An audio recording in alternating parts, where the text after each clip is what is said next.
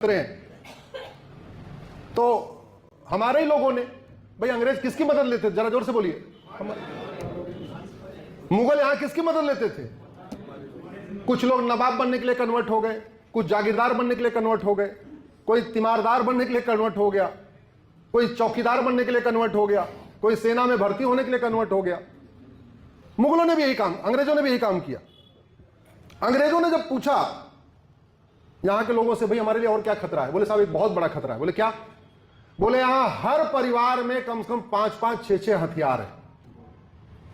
हर घर में भाला है, गड़ासा है, लाठी है, डंडा है, त्रिशूल है, तलवार है।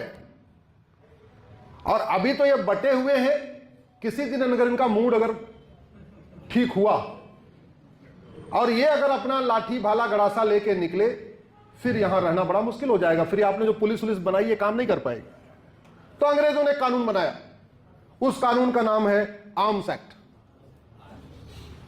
और कानून बना के उन्होंने बोला कि 6 इंच से बड़ा और धारदार कोई सामान रखना अपने आप में अपराध है। तो हमारा गड़ासा 6 इंच से बड़ा था, भाला 6 इंच से बड़ा था, तलवार 6 इंच से बड़ी थी, फावड़ा 6 इंच से बड़ा था, कुल्हाड़ी 6 इंच से बड़ी थी।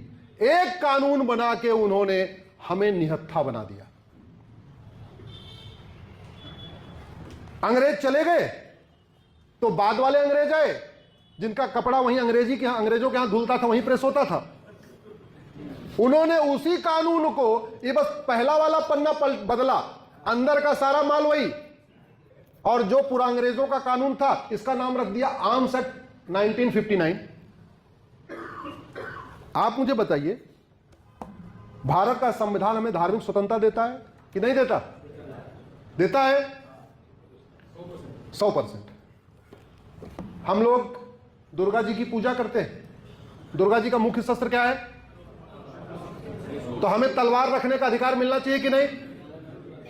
हम भगवान परशुराम की पूजा करते हैं तो हमें गड़ासा रखने का अधिकार मिलना चाहिए कि नहीं?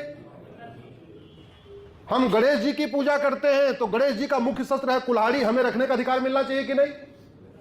हम भगवान शंकर की पूजा करते हैं, हमें त्रिशूल रखने का अधिकार मिलना चाहिए कि नहीं? हम भगवान कृष्ण की पूजा करते हैं, हमें भाला रखने का अधिकार मिलना चाहिए कि नहीं? और पहले था, जब महाराष्ट्र में सार्वजनिक गणेशोत्सव शुरू हुआ तो अंग्रेजों ने मूर्तिकारों को बुलाया और मूर्तिकारों से बोला कि गणेश जी के हाथ में जो कुल्हाड़ी है इसको हटा दो। और आज भी भारत में 90% जो गणेश जी की पूजा हो रही है वो बिना कुल्हाड़ी के हो रही है।